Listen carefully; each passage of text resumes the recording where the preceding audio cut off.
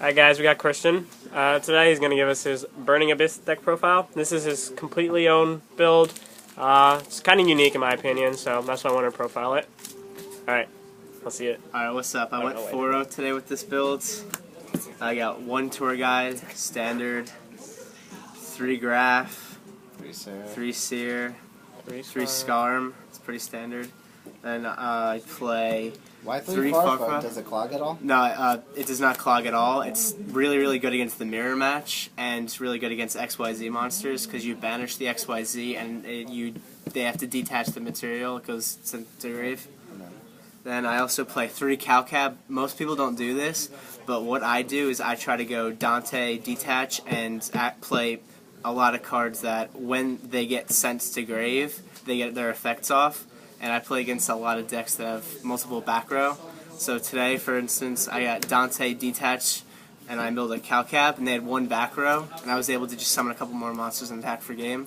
So I really like the 3 Calcab. So why didn't you play the one that negates the monster's effects when you just Alich? Yeah. I don't like Alich. It's Not even for the acid golem No, play? because I play 3 Breakthrough. I'll get to that later. But Alich just isn't really good. I don't go into acid that much. And what about the one that special summons from your hand and negates its effect? All of them special summon from their hand anyway, so that's kind of irrelevant unless you're trying to go for a push when you draw like multiples of certain one. So would you say that Calcab was mostly for the mirror match and Satellar Knight? Yeah, decks with a lot of back row, Satellar Knight. Well, keep going. Alright, I play 1 Rubik because Virgil's a little situational. I don't go into it that often, but when I do, even if I've already used the Rubik, I can just special summon it with the Seer. If I haven't drawn it yet, I can just special summon it with Graph. Alright. Then I play 2 Crane because since Tour Guide's at 1, I wanted to try to find a substitute for that. This works really well. It can even special summon another Crane or the Tour Guide from grave if I don't have any other targets. It's fantastic late game. So since you lost 2 tour guides, you replaced it with 2 Cranes? No, like you don't think one's too little and 3's too much, right? No, 2 is the right amount. Alright. And I play 2 Vanity's Fiends. In the main deck? I had it in the side deck for a while. Then I realized it's really, really good against a lot of the meta. For example, like the Mirror, Shadows, Burning Abyss. Yeah, Burning Abyss, that is a Cleese, a lot of stuff. Well, not that great against Klee. Why do you think it's good against Klee? Because they can't really go Pendulum. Alright. And I play a lot of traps, so if they were to do anything else, I'd just stop that. True. Then I play 1 BLS. No main deck light targets? You don't think they're necessary? Like No, I go into Dante enough. I'd play a couple lights in the side. I'll get to that later. Well, my last question is, why no Mathematician? It's only good with Libic because you can go normal math, dump Libic, and special summon 1 from hand. It's like a replacement for another Abyss. But it's kind of slow because it's not an Abyss, so it kills everything else, all the other Abyss that are on the field already. Alright, makes sense. Okay. Then for the spells, I play 2 Mask Change 2. This is really good, chainable, push for game, stops Necroz and the Mirror, anything activates in grave. 1 Foolish, standard Regeki. I only play 4 spells. No MST? You don't think it's necessary? No, since I play the Calcab and I play a card called Solemn Scolding, I'll get to that later, I kind of stop back row. Plus they activate effects when they die anyway. Then for traps, I play 3 Mind Crush. It's really good against the meta right now. Necroz, Abyss when they have to go reveal special, anything that adds card from the deck to the hands. And I play 3 Wing Blasts. Great against anything. Make sure card from fields go to your opponent's top of the deck so it can slow them down if you hit a back row. Good against anything. Discarded, get your Abyss effects. Then I play 3 Breakthrough Skill. I like this because you can mill it with Dante and activate it to second effect in grave by banishing the negate an opponent's monster.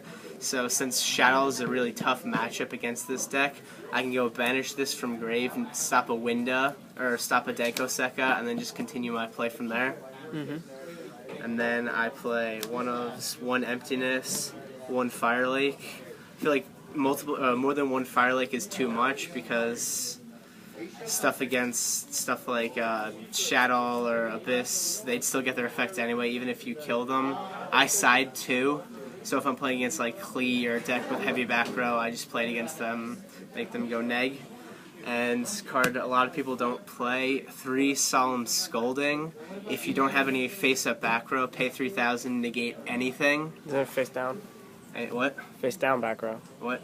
No, it's only if that card's the only set card. Yeah, only set card. Oh, well then you activate it, stop anything. Yeah. I play this because with the Abyss, you can't have any set back row, especially some of them from hands. That's true. And Guys, we're not getting violent here. Sorry about that. so I usually don't set a lot since I special summon from hands. So this is a really good option against either opponent's back row or opponent's monster. It's really versatile. Makes sense. But why 3 over 2? Because, I mean, that's 9,000. I draw. I mean, I don't always. You never play 3 because you always mill at least 1. Sure. And they're never dead with all your other back rows since you play so much? Never, because stuff like Wing Blast is chainable. Sometimes I might chain Mind Crush, and sometimes I side out the breakthroughs. Okay. So I don't really have a lot of. Plus, only 1 Fire Lake, so I don't really have a lot of set cards at the time. You want to do extra side first? I'm gonna do extra. Alrighty. So 3 Dante, standard.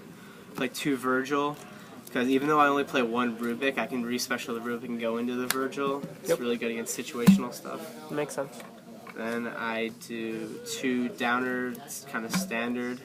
Mm-hmm. And I do 1 number 47 to push for a game when they have a bunch of monsters, little life. Mm-hmm. Acid Golem, big monster. Alucard, pops back row. M'Quip Angineer. I summon this over a Farfa, and I can use this effect on my opponent's turn, switch it to defense position, it doesn't die, and I detach the Farfa and I stop their play, because I banish their monster with the Farfa. Zen Mains against... Yeah.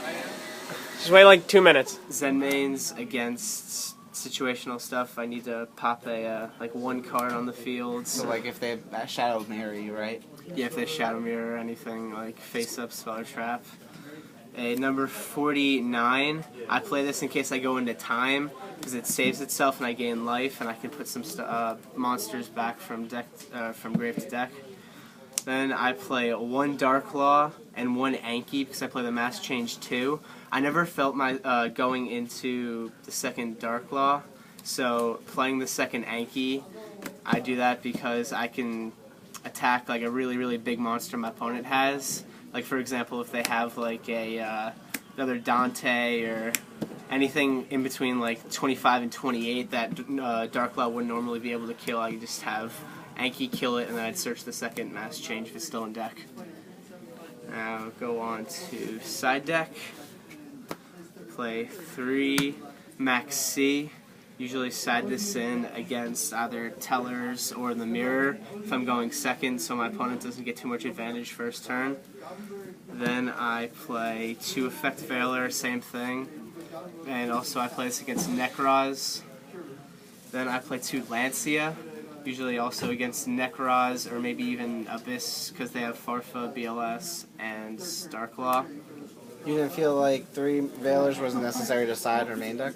Oh no, I liked it a lot because since I have 3, I drew it a lot. Like when my opponent was going first, and I was never able to, or I was always able to like come back from them going first and gaining a lot of advantage first turn. Okay. Then I side the 3rd Vanity's Fiend because I find it's really, really good against Nekroz, Shadows, stuff like that. 1 Book of Moon. Also, it's same logic as the Veilers and the Maxis. Like, if they try to go, like, Winda me, or if they try to Dijin lock me, I can just book, stop that, and make my play. Mm-hmm. Then I side 1 Crush card. I don't main this because it's not really good against Abyss or Shadow, because they could still get their effects from deck, like by destroying them from deck. But I do side it against stuff like Tellers and Klee. Then I side the 2nd and 3rd Fire Lake against Heavy Back Row or Klee. Mm-hmm. and 3 non-fusion area against Shadows, because I have a really tough time against them, and this shuts down their fusions. Alright, well, any changes you make after the tournament today? Not really. I kind of like the deck the way it is. Alright, well, thanks Christian, and we'll be back with you guys next week for more videos.